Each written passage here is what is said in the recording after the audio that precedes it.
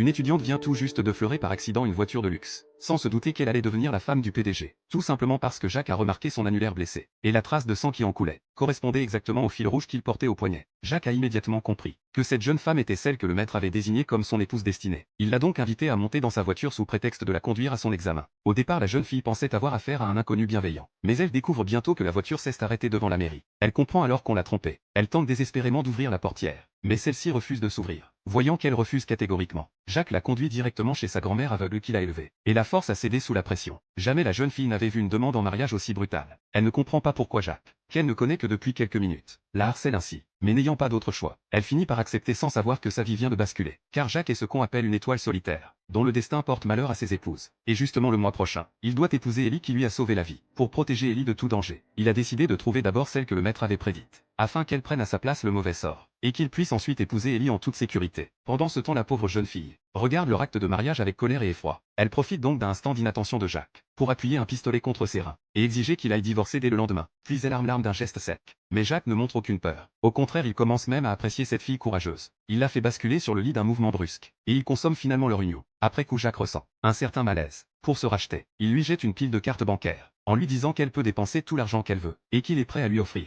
tout ce qu'elle désire. Mais la jeune fille ne formule que deux conditions. Premièrement, il ne doit jamais faire de mal à sa grand-mère. Deuxièmement, elle souhaite poursuivre ses études. Intrigué, Jacques lui demande quelle est sa spécialité. Elle répond qu'elle étudie la médecine, plus précisément la théorie médicale. Le lendemain, Jacques se rend au temple pour allumer la première lampe perpétuelle. Mais soudain il hésite, car cette lampe symbolise la vie de la jeune fille. La première doit être éteinte après la nuit de noces, la deuxième après sa grossesse. Et une fois les deux éteintes, elle disparaîtra corps et âme. Alors qu'il tergiverse, Ellie arrive soudainement. En voyant la camélia dans ses cheveux, Jacques se souvient qu'elle l'a sauvé autrefois grâce à cette fleur, et qu'il avait juré de l'épouser un jour. Il éteint donc sans hésiter la première lampe. Le lendemain, la jeune fille apprend par les domestiques que Jacques, comme elle, a perdu ses parents très jeunes. Elle se sent aussitôt proche de lui. Le soir même, il tient parole et lui rapporte sa lettre d'admission. Elle se dit alors qu'il n'est peut-être pas si méchant. De son côté, Jacques regarde le visage innocent de sa femme, et n'ose pas aborder le sujet de la grossesse. Mais c'est elle qui prend la parole la première, en disant qu'elle aimerait lui donner un enfant. Jacques sent son cœur vaciller légèrement, et l'embrasse sans pouvoir se retenir. Mais cette nuit-là, il fait un cauchemar, revivant les traumatismes de son enfance. Il se réveille en sueur. La jeune fille lui tend alors un sachet d'herbe à la camélia, qu'elle a confectionné pour l'apaiser. Jacques est surpris par l'odeur de camélia, mais pense que ce n'est qu'une coïncidence. Le lendemain, la jeune fille commence à préparer sa grossesse. À chaque fois qu'il la voit, Jacques écrase aussitôt sa cigarette, et demande discrètement au domestique de lui apporter de l'acide folique. Ce jour-là, elle reçoit une invitation à une réunion d'anciens camarades.